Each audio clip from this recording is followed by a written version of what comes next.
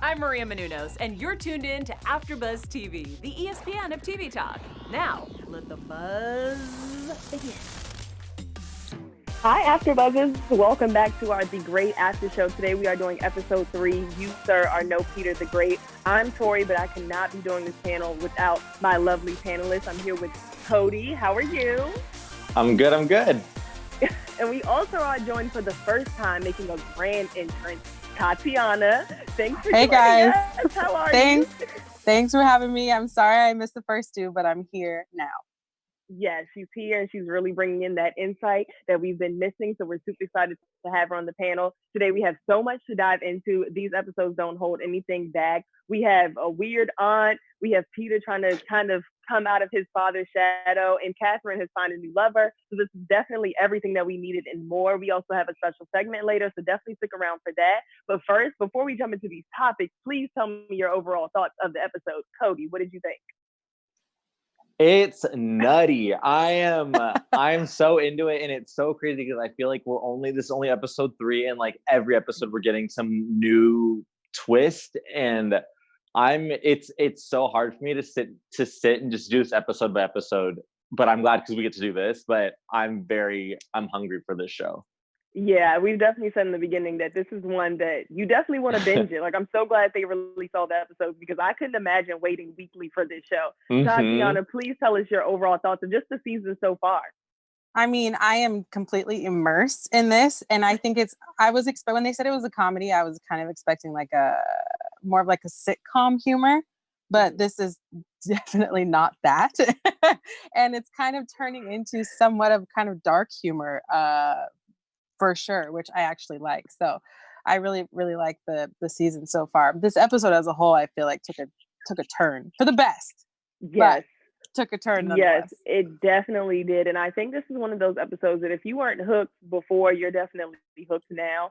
There's no going back. Like you said, Cody, I'm ready to finish out this whole series and see what happens. But let's just dive into the episode. So we know that Peter the Great is actually Peter's father, and Peter hasn't really found, what the blank is yet. And this whole episode, he's just trying to figure it out. But we definitely see how a lot of characters kind of recognize how great his father was. And we had this weird, like, previous relationship with the aunt and Peter's father.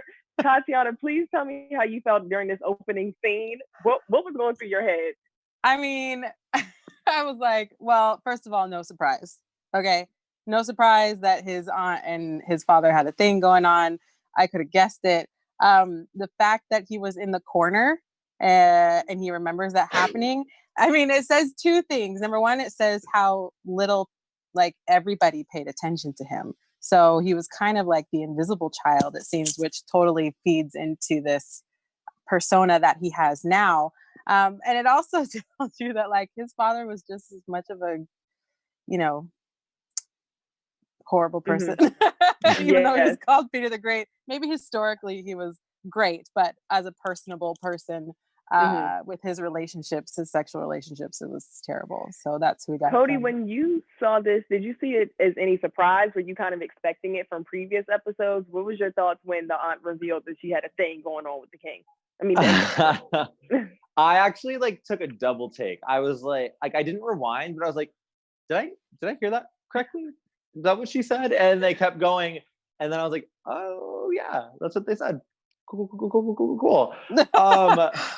So it's not that I was surprised. It was just I was just a little shocked. I was just like, oh, okay, so the plot has thickened again, and it was just it's not surprising because in period pieces like this, there is incest is usually involved somewhere. But it was just yeah, I was like, oh yeah, great. It is what it is, right? Right. And the humor of this is that everybody says things so nonchalant that, like, it doesn't seem like a big deal. And you're like, wait, what? Like, in the first episode when he showed Catherine, his mom, just chilling in the hallway. And I was like, what is happening? Like, what is going on? But everybody just says it as if it's like a regular Tuesday and everybody just chilling. And I'm like, what is happening? But let's definitely stay on this aunt for a little bit. So the aunt actually ends up taking Catherine to meet Ivan. And I don't know about you guys, but I'm thinking, okay, Ivan, of course, taking all historical context out, we said that we were trying to view this in a very fresh mindset. I was like, oh, like, where is this where's his secret brother? Like, what is going on? Didn't know that he was in the castle. When the aunt shows Catherine who Ivan is and takes her behind this heavily guarded door, Cody, what were your first thoughts when you saw who he was? I wasn't expecting it. I thought it was going to be like somebody who was estranged from the family, was in some other far off place, but he's this little kid who is locked in this room, who's a little scary nightmare. I mean, very similar to his older half brother. It was just very alarming, and it was revealing, but also left me with a bunch of questions. So I'm just very curious as to where that's going to lead, because it seems like if Catherine wants to take over, she's going to have to kill this little kid too. So yeah. So Tatiana, knowing of Catherine's plan and then also seeing this 9-year-old little boy, how do you think the two are going to intertwine? Like, what do you think Catherine is going to do now that she knows about him? I mean, she's definitely going to take action. I don't think that she has it in her to kill Ivan. I think I kind of thought that he was a man. Like he was going to be this 20, 30 something year old guy in a faraway land, and she'd have to like travel, and that was going to take a whole episode. But to see him that small, she's not going to kill him. I don't think that's part of her character. I think she might do away with him or get him out of the castle and like kind of adopted into another family, maybe. I think banishment is definitely going to be at play.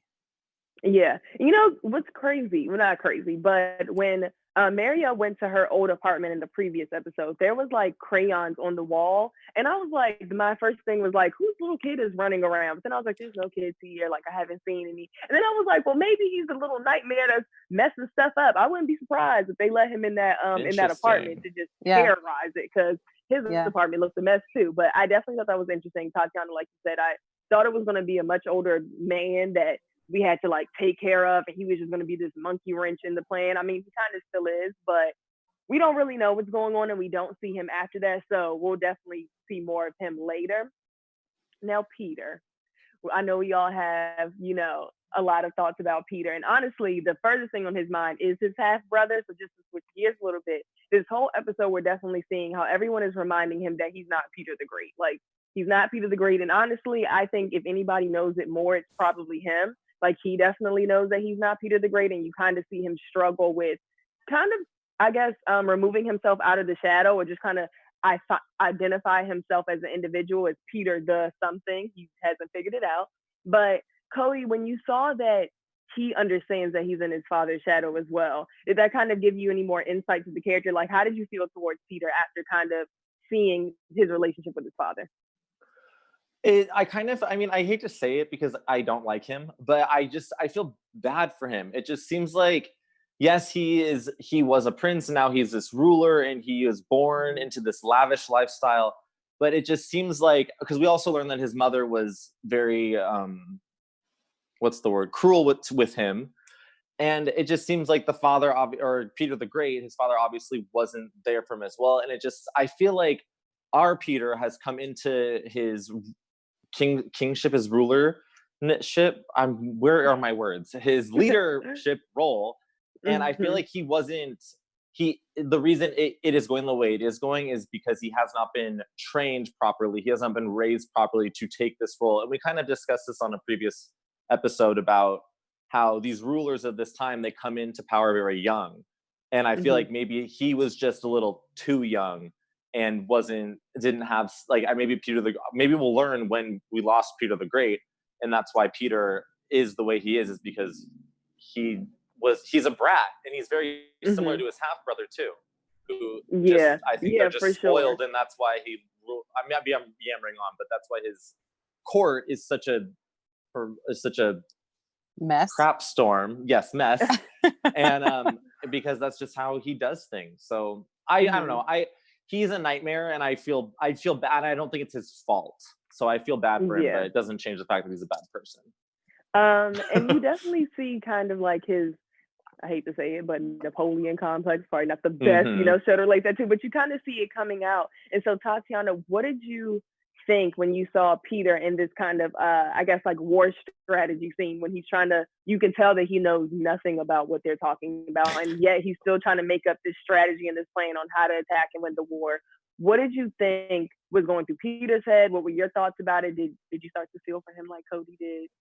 I did feel for him. I feel like this episode was really focused on a little bit more of his backstory and what he's struggling with on a daily basis, and it did create a little soft spot. I'm gonna call it a little Peter spot, okay, in my heart. It's definitely there. But when he was doing the strategy for the war, he said previous to that like these are all of his father's buddies. So I'm sure that his father and these men traded war stories and, you know, cracked up about how many Swedes they killed and cut like all that kind of stuff. So for him to be there and have no war stories, he can't connect with these men on any level, literally any level. And so it just totally was belittling. So then he was like, you know what, I can do this. What if my father can do it? I'm my father's son. I can do this. I can do this. But he just made a fool of himself, you know, which just kind of plunged him into this like self-doubt. And that's why we see him sitting in the statue in his father's arms, because he doesn't know who he is. I mean, you know, Peter the what? What am I? You know, he was sitting there having this whole question of self, you know. I don't think he hasn't had the time, and he doesn't have the time currently to figure out who he is. And his court is like Cody was saying, it's a mess. Yeah. And it's always interesting because I think in some of these series we see that whoever king, emperor, whatever, whoever the leader is usually a male that's a leader. You kind of see them focus so much on their stories and their strategy and their leadership that whoever the heir is kind of not thought about until it is their time to step into the throne or step into power. And I think that was definitely proven here. Like you said, for Peter to come into this war strategy with people who his father won wars for, and he knows nothing. It's kind of like you can tell that his father didn't really, you know, introduce him to this. He kind of just knew that it had to be done once his father died. And it's just kind of like, I mean, talk about a product of your environment, which, like you said, Cody, we've talked about previously. And it's just like the things that these royal kids are taught to focus on has nothing to do with their actual responsibilities. And they get in these situations, and Peter is talking about carrying boats through a river. And you're just like, no, that's not how that works. He's like, why aren't the rivers blue? Like, I don't understand. Exactly. And you know what? I kind of agreed, because I was like, I thought it was grass too, because it was all green. So I didn't understand the problem until everybody started laughing and told him it was a river. I was like, oh, that's not a good plan. Okay, fine. You know, it should be a different color. How are we supposed to know? But it was, of course, like you said, Cody, you don't want to feel for him, but you do, because you recognize that some of his issues don't stem from him. Like, they stem very much so from his upbringing, his parenting. You know that neither parent really paid him much attention. And so I think it just shows that he's craving the attention that he didn't get from his parent. And that's why he's so anal about everybody laughing at his jokes, everybody doing what he says, because he didn't really get that when he was a kid. So I think that kind of has a connection. But continuing this conversation with his father, we get to the statue ceremony, and he has to make this speech. Now, before he makes the speech, he does have a very heartwarming moment with Catherine. It kind of seems like she's genuinely there to help him through this moment. Tatiana, what was going through your head when you saw this conversation, especially knowing the nature of their relationship so far? I kind of thought it was a glimpse into the possibility that maybe they could work out. You know, because sometimes when you're thrown into, I mean, I'm not speaking from experience, but sometimes when you're thrown into a marriage, you know, it takes time. I mean, when you date somebody, when you're like getting to know somebody, it takes time for you to figure out their quirks and, you know, the walls that they put up and how to get past that and all that kind of stuff. And her expectations were dashed from the very beginning.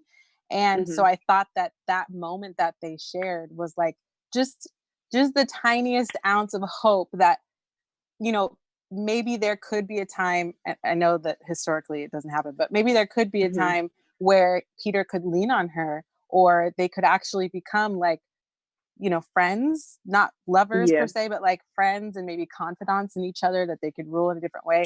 And I just felt like that was just a glimpse into it. And that maybe hopefully Peter saw that as well, you know, like she was genuinely trying to help her I mean, she was genuinely trying to help him with doing the speech. And in the end, like, he went with what she said in two ways. You know, he like cried when he was up there, and then he stabbed the guy. So, and that was from the heart, I guess. So that was interesting. Now, speaking of stabbing the guy, Cody, when the I think it was like one of the war leaders, I'm not sure, but somebody who was at the ceremony starts laughing at him because he's crying over his father.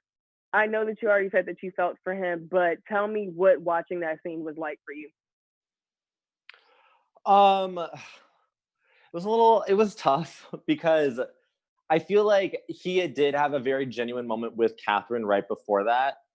However, I do think he implemented her advice incorrectly. I think instead of like being like stoic and strong and still having emotion, he just, I can speculate on his like childish state of mind all I want, but I just feel like it was more like, instead of, it became more of like a eulogy for him, and he was just like more sobbing and weeping over missing his father, as opposed to like being maybe more proud and emotional at his great accomplishments. Or presumably great accomplishments. So he just I don't want to, it's so like what's the gender normative roles, but he just, unfortunately, he went about it wrong, and I see why the guard was like, what a baby, or the guard, the military man was like, what a baby. Like now, Tatiana, did you think that he was being a baby when that happened? I mean, no, because I think here's two different, you have two different guys, Peter and then that military guy, the general, and they have two different perceptions of his father. So the military guy saw his father as this strong man, probably wouldn't cry over anything, and just like cut people's heads off with no fear and no guilt, you know. And then you have Peter, who I'm assuming didn't really know his father in that way, but heard of other people talking about him like that, and wished for that relationship with his father. So for him to cry, I was like, you know, it didn't seem manly from the general's perspective because of how the general saw his father, but it seemed very appropriate, I think, from Peter's perspective, because he didn't get any of that from his father. He missed that completely. And so I'm sure it was more than just, I miss my father. I'm sure it was like, I miss the relationship that we never had. I miss that he went on all these things and now I can't relate to anybody. I miss that I'm ruling this country by myself, you know, like, I'm sure there's a host of things. Yeah, I definitely agree. It kind of seems like, I mean, we talk about this all the time, that once the leader of whatever is has passed or whatever, the heir automatically takes that position. There's really not much of grooming or mourning. And I think I definitely started to see that, you know, I don't think Peter really got the opportunity to mourn his father, because right after his father died, he was the next in line. Like I said, the country doesn't stop moving, so somebody has to step up and rule. I mean, you probably have like a couple of days until the coronation and it's official, but that's not enough time to mourn anything that you've lost. And I think in this episode when he's crying, I didn't really like see it as a weakness. I kind of saw it as he never really got proper time to mourn just his father, not mourn Peter the Great, not mourn, you know, this great leader, but just his dad. I mean, he's lost both of his parents. And even though he is not my favorite person in the world, I couldn't imagine losing my parents. I wouldn't want to rule anything after that. Like, I would need proper time. And, you know, and I think we can definitely see that when wounds aren't properly healed, you know, the person that is dealing with those wounds might not be the best person all the time. And I think, even though, like you said, Cody, it's so awkward to like feel for a character that you know is historically not the greatest, or just isn't the greatest even in the show, but it definitely showed the complexities between his character and what he's thinking. Like you said, Tatiana, I mean, after the ceremony, he climbs this huge statue and sits in his father's lap, and I was just kind of like, yeah, like he just misses his dad. And when you are a kid, I don't think I would have known if I was Toree the anything. I wouldn't know. I haven't done anything. But it's kind of like when you come after Peter the Great, you have to be something. You have to be at least like Peter the Terrific, or I don't know, something. Peter the awesome man. As Peter is sleeping and trying to identify, you know, who he is as a person, Catherine is doing her own thing and has her own plan. So before we get into like the juicy stuff, let's for a second talk about this little prank that she plays on one of the ladies. She, plays nice. She brings them, I guess, to this like mini party or like tea party, or whatever it is, and offers one of the women a dress, which is also the same material and fabric that is made of the tent they're about to go throw balls in front of. And I thought it was hilarious. But we also see that Orlo is trying to win the lady's husband over to be in this little coup to overthrow Peter. So it was a lot going on. And I wanted to know how you guys felt about how both of them handled the situation. Like, were you kind of happy that Catherine didn't get the support and kind of got a little personal revenge? Or do you kind of feel like she needs to put her feelings to the side and do what's best for this master plan that she has? Tatiana, what do you think? Well, my question is, did she know that that woman was the wife of the general she was supposed to meet? I don't think so. I think she was just playing a prank because she knew that was who called the guards on Marial. I don't think, like Orlo said, I don't think she was thinking 3 steps ahead. I think she was just kind of like, this is who hurt my friend, so I'm going to hurt her back. I think. Yeah. Okay. Yeah. Okay. So with that information, if she knew it, then I'd be like, okay, that's reckless. You have to think about the big picture. But considering the fact that like she didn't know that, yeah, do it. Do it, because these women are vapid and horrid. So I'm like, go for it. Yeah. I was like, if we're planning to kill someone, we might as well have some fun in the process. Like, let's not stress over it. Like, this is a harmless prank. Like, so what? We can find somebody. I honestly was like, we can find somebody else. I did feel bad for Orlo because you can tell that all of this just makes him super uncomfortable. And he was working so hard to get the attention of the husband. And he's just like, I wasted all this stress and it didn't even go anywhere. So I felt bad. But I was like, I mean, we can find another husband. This is not, there's more ladies. But Cody, did you think this was a simple prank, or did you think she should have been thinking 4 and 5 steps ahead? She should have been thinking further ahead, but I mean, even as I can't speak for her, like as a character, but like even from an audience perspective, like we didn't know that girl was married to that guy. Like that was new information to everybody, including Catherine. And, but I loved it. I thought it was such sweet revenge. Like I tasted it for them. Like, and what's funny is I didn't realize it was the same material as the tent. But even still, when she walked in, I knew what had happened. Like I knew that her dress was, it was so weird. Like I didn't know what happened, but I knew exactly what had happened. I like missed that it was the tent, but I loved it. Yeah, same. I definitely think that Petty LaBelle. Right. Even though it was a little joke and like she got the last laugh, I definitely think in a way it taught her a lesson of like who's connected to who. Like nobody here is just here because they are ready to have fun and like they got invited. You know what I mean? Like everybody is placed here for a reason and connected to someone who could potentially help you. And even though, like I said, I love the fact that she played this little prank because they kind of deserved it. I think moving forward, she'll kind of be a little bit more conscious of like what she does and who she offends, because I mean, there's no coming back for that relationship. But like I said, hopefully it's a little prank and we can all move forward. It's not that big of a deal. But Catherine also has some other things to worry about other than picking out fabric, because Peter gifts her a gift, and it's a human gift. It is a man that he wants to be her lover, which kind of seems weird from the outside looking in, but honestly, after seeing 3 other episodes of this show, we knew it was coming. It wasn't, shocking. It didn't come out. Throw it in there. Exactly. So we see that Catherine is a little bit hesitant to even really interact with the guy. But Cody, when we're introduced to Leo, I believe his name is, what did you think was going to happen between him and Catherine? I'm still very, initially I'm still torn. Like the whole time, like it seems like he's very genuine and like is there, not necessarily there for Catherine, even though he's physically there for Catherine. But I actually do not know if he is a spy or if he's not a spy. It seems like everyone's pretty conniving and good at what they're doing. So I don't know. I was stoked for her. He walked in and I was like, hello.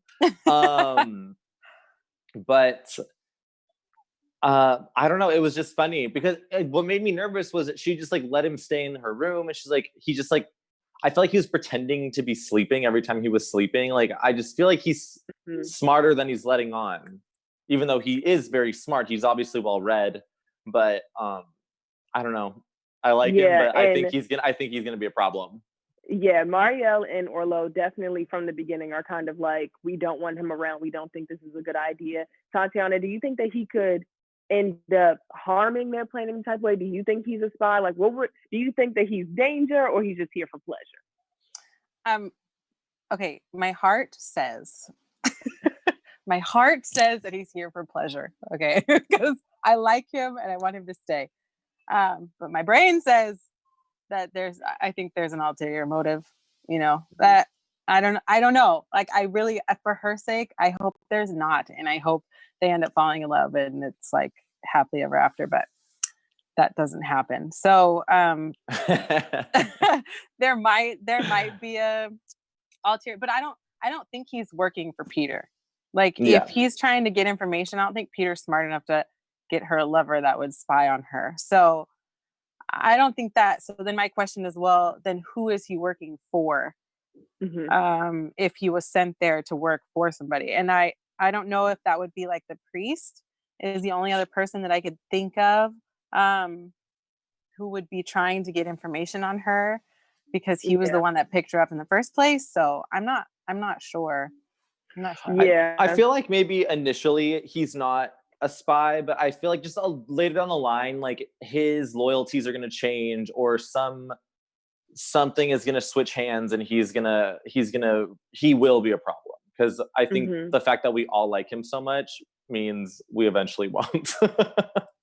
Yeah, definitely. With these characters, nobody lasts long, whether it's in your good graces or just they don't stay alive long.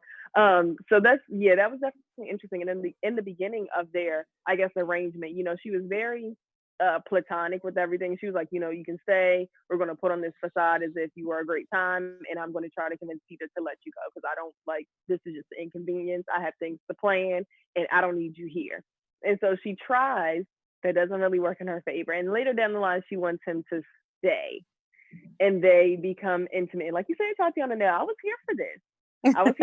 But do you guys think that maybe it would have been a little bit better if she carried out her plan to get rid of him? Like, just, I guess we're kind of peeking into predictions, and I know that we touched it on already, but I want to keep the ball rolling, because a part of me, I don't know about you guys, but a part of me wanted him to leave at first. Like, I wanted when she, when they were just pretending like they were sleeping together and she went back to breakfast with Peter, I kind of wanted Peter to let him go so that he was out of the equation. But now taking out what we know now at the end of the episode, when they were sitting at breakfast, did you guys want Leo to leave, or did you want him to stay? Cody? I don't want him to leave. I like him. I like looking at him. But I think it would have been wise for her to have just continued with her initial plan of having him leave. I think that would have been very smart. And I think she's unknowingly letting people who are a little too smart get close, because like I said, like, he is a well-read guy. He is intelligent, and she's writing all these things, reading all these books with people. I just think he's too smart he's too smart for their own good. Yeah. And just kind of bouncing off of Tatiana's question, Cody, do you think that he could be working for someone? And if who, do you have any idea of who you think Leo could be working for? I don't think he's working for anyone, truthfully. I think he's working for Peter, as I think he brought him in as to be a lover. Maybe maybe the lady, the wife of that little love triangle, the one lady whose wife he is. Georgina. Thank you. My words are not doing well at the moment. Maybe she did it, but that was something, going back to the whole thing with the lady in the dress in the tent. Georgina was like, oh, well, maybe she needs to learn a lesson. Georgina kind of had her side. So, I don't know. Now we didn't do this yesterday. And now all of a sudden I'm having all these new thoughts. I'm like, maybe like something else is happening. But right. I don't think he's working for anybody else in the castle, because I think the priest is. I don't think he's working for anyone else in the castle at the moment. Yeah. Now, when we're at this party, because there's a party in every episode, there's always a reason to break the glass. Yes. Huzzah! Catherine has this change of heart, and she doesn't want Leo to leave anymore. What do you guys think was the reason that now she wants him around? Tatiana, what were you feeling? Because she's getting that inkling of everything she described when she first met Peter, and this whole depiction of love that she fantasized about in her head. And when you first make love, like, this is how it's supposed to happen, and it was completely opposite. And so that was kind of stolen from her. So I'm sure that fantasy is still in the back of her mind. So when she meets him, when she meets Leo, he's, hitting all the points. Like, intellectually, he stimulates her, and he's easy on the eyes, and he's pleasurable in bed. So I'm sure that he met all of her criteria of the fantasies that she had before she met Peter. So I think that's why it's kind of like her blind spot. If he is there to ruin her, then he's definitely her blind spot. Yeah. In the first episode, we kind of see that Catherine wasn't the most comfortable knowing that Peter was sleeping with other women. I mean, we've only really seen him with Georgina consistently, but I'm sure she's not the only one. And now that she has Leo, do you think that she's kind of, I mean, aside from her wanting to kill him, do you think that she really is just going to give up on the whole idea of just marriage, just kind of keep this a business deal, Cody? I think so. I think even before Leo came in, she was already ready to just be like, yeah, this is not the storybook marriage that I wanted. And I mean, she even said, maybe it's I cannot say her name, Marial. I forget who said it. I think it was her though. She was like, oh, you don't love Peter, love Russia. Like, that's who you're married to. You're married to Russia. And she kind of has a whole moment where that's her new cornerstone. And so I think she gave up on her ideal marriage to Peter, the ruler of Russia, a while ago. Yeah, and I think that was, in addition to what Tatiana was saying, I think that was also part of her turning point, because sometimes, we get kind of stuck in our ways and how we think things should go. And when she first came to the castle, she definitely thought that, like, a marriage should just be between the husband and wife. And now that she's kind of saying, okay, this is not what I'm going to get, so I might as well be able to experience and do the things that I like as well. Of course, it probably wasn't the ideal. She might even want to be married to Leo instead, but this is what it is. And I think she's realizing that, like, this is how things work around here. Like, this is how it works. And if I can benefit from this in some type of way, why not? And I think kind of Leo was her just like, okay, you know what, he does what he, like, Peter's going to do what he wants to do. I'm going to do what I want to do. And when it's time for him to give a speech, I'll be there sitting pretty type of thing. So I'm liking this dynamic so far. But just to kind of circle back to something that we kind of touched on, now that we know, Catherine and Leo are a thing for at least this episode, I definitely want to know your thoughts about a subplot that's kind of going on as well with Georgina and her husband, and I guess also Peter, this love triangle that's, riding this wave along with this storyline. Cody, what are your thoughts? I'm going to save mine, but Cody, how are you feeling about this love triangle between the emperor and the court? It seems to me that it looks like Georgina is in love with Peter, but that is a marriage that she will never get. And it seems that Georgina's husband, whose name I can't remember, is very jealous of that situation.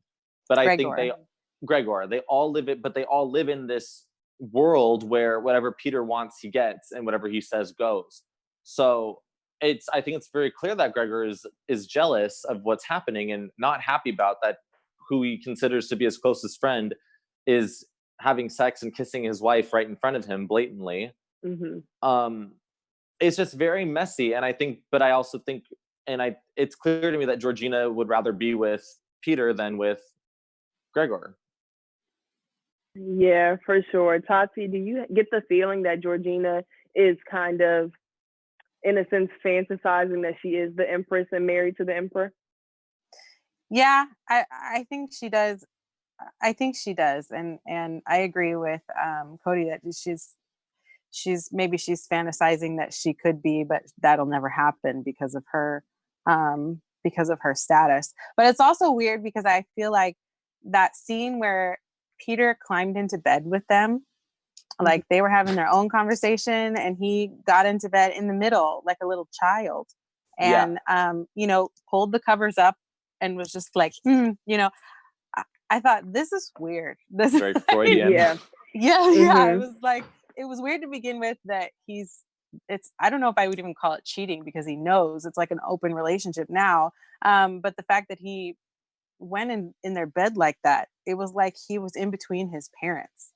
It's a weird, I don't know. I feel like it gave new meaning to their relationship that he views them as confidants and friends and lovers, but also parents. Yeah. That's definitely. Go ahead, you know Cody. what? This is something that kind of, because it was like, I think it was the very first scene before they even like rolled the intro song, which is like 10 seconds long. Oh my gosh, Georgina, she's like finger blasting herself to Peter the Great statue. No, that was his aunt. Yeah. That was his aunt. Yeah. Yeah. Okay, I thought that was Georgina. No, okay, I did too at first. To go on a whole other tangent. Never mind. But that's I did too at back first. to the whole incest thing. So great. I think we all thought that because I had to like give a double take, and I was like, me too. What? Oh my goodness. But yeah, like you said, Tatiana, I think this is the first episode where I kind of felt like there's a different dynamic going on here than other than this is just an open relationship. Like you said, when he climbed into the bed and didn't want anything but to literally just lay there in between them, it definitely gave a child like missing their parent type of feel. And I was like, what is going on here? Like, and in a sense, even though it's a little weird, it seems like these are the only two people that he's open and honest with, that he actually listens to when they don't have the same opinion. So like you said, Tatiana, this relationship or whatever it is a little, it's definitely beyond surface level. And at first I thought it was very surface level. And honestly, I thought that Georgina was just kind of in this to have influence over Peter. I thought that she was just madly in love with him and just was in this other marriage to somebody who wasn't him. But it kind of, in some parts of this episode, it kind of felt like she didn't want to do it, that she was only doing it because the emperor wanted to do it, and that she didn't want to really cause any problems or risk her place in society or the court. Because I don't know, it was just like a split second where it kind of felt like this really wasn't what she wanted to do. But then there's also other moments where it seemed like, she's like second in command almost. So I definitely want to see what that's about. I mean, she seemed really excited to go to her and her husband's like countryside or something, or like other land that they have. And so that's when I was like, okay, maybe she just wants some alone time. She's done what she needs to do for the emperor and that she wants to go. But then later in the episode, we see that she says something like, yeah, Peter might join us. And I was like, wait, he wasn't invited. So how is he going to join? Like, how does he know? You know what I mean? Like, what makes the emperor just kind of want to walk away from his throne and join these two people in the countryside just because? So I was like, okay, this is a little strange. Not strange because it's been done.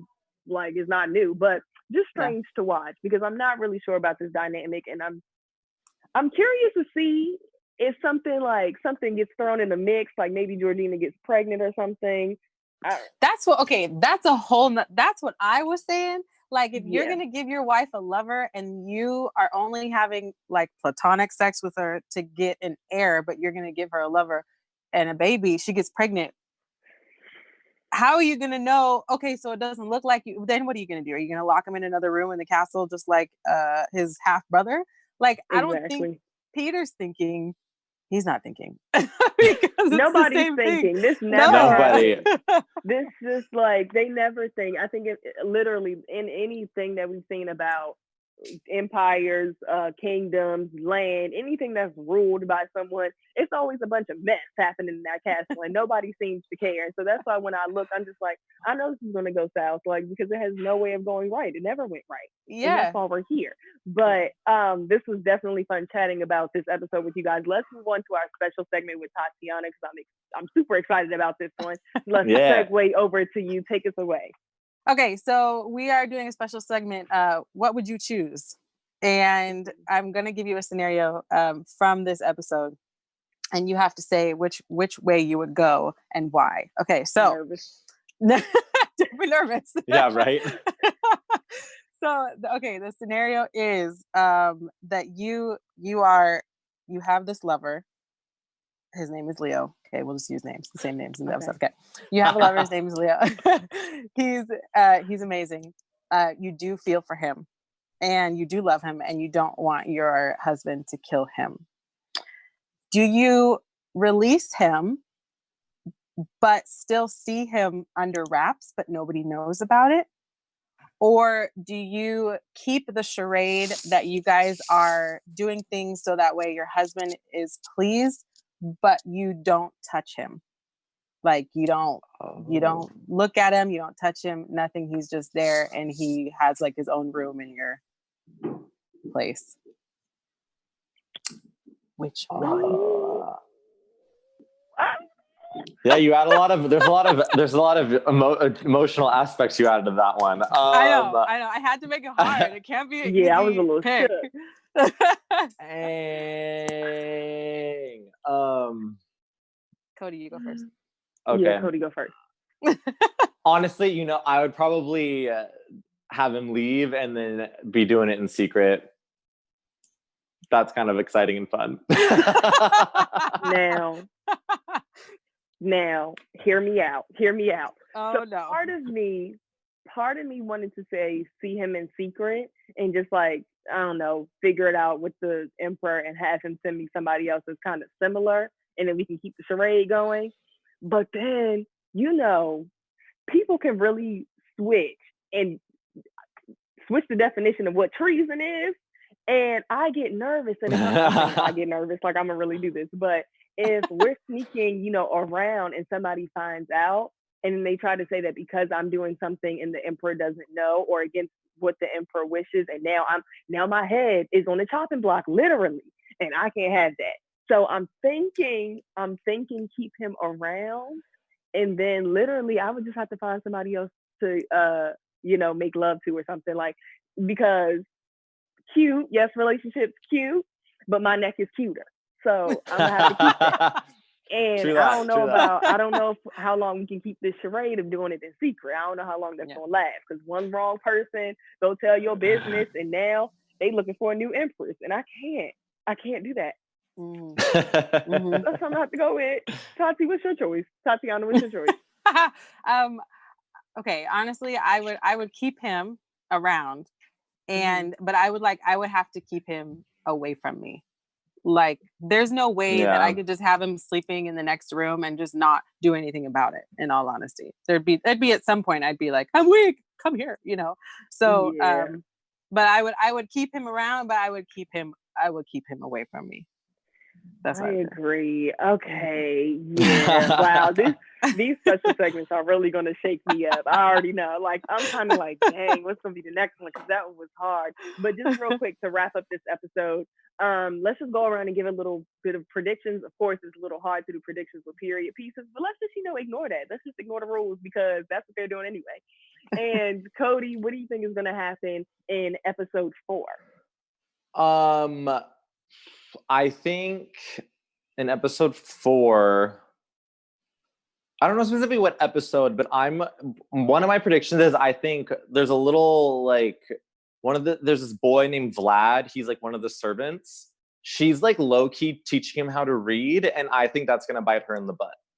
I think he's gonna learn how to read, and he's gonna read something he shouldn't, and he's gonna get her in trouble. Tatiana, what are your predictions? Maybe not for episode 4. I think that's a little too restricting. But what do you think is going to happen in the rest of the season? I think that she is going to develop true hard feelings for Leo. And I think, like I said before, I think that's going to be her blind spot, and it's going to get her into trouble. Whether he's on her side or not, I think it's going to get her into trouble. Yeah, I have to agree with the both of you. I don't exactly know what yet. I feel like my predictions are always so vague, but something is definitely going to go wrong in this plan, because it's just been working too well so far. And like you said, I feel like there's a lot of people in on this plan. The servant, Leo, well, he's not really in on it, but he's around. And I feel like she's become very trusting of the people around her, just if they're being nice. And someone is definitely going to betray her, find out something that she didn't want them to find out. I just kind of think she's being a little bit, she's not being careful enough with the people that she's involving in this plan. And so there's definitely going to be a slip up. There's going to be something, something's going to happen. But definitely in the comments, please, please, please. One, leave us your predictions, but I also would like to see how you guys responded to the special segment, what you guys do in that situation. So leave that in the comments below. We'll definitely be reading them for every episode because I want to know. And let us know if you agree with any of our predictions, how you're liking the series so far. Just chat with us. We're here to chat. We want you guys to be a part of the conversation. Quickly, Cody, where can they find you on social media? Yes, I am on Twitter as Cody_Ep and on Instagram as Cody Ep with 2 Y's. Yes. And Tatiana, where can they find you? I am at Tatiana Marisa, or I am Tatiana Marisa, at Tatiana Marisa on all social media platforms. Yes, you guys can find me on Twitter at Toree with 2 E's. We definitely want to see you join us for the next episode. We're going to be back here at 8 discussing episode 4. So definitely tune in. Click around the YouTube, find something else that tickles your fancy, a show that you love watching. We more than likely covered it already or are going to cover it. So definitely stick around and find something else. Until next time, we will buzz you later. Bye. Bye. Our founder, Keven Undergaro, and me, Maria Menounos, would like to thank you for tuning in to AfterBuzz TV. Remember, we're not just the first, we're the biggest in the world, and we're the only destination for all your favorite TV shows. Whatever you crave, we've got it. So go to AfterBuzzTV.com and check out our lineup. Buzz you later. The views expressed herein are those of the hosts only and do not necessarily reflect the views of AfterBuzz TV or its owners or principals.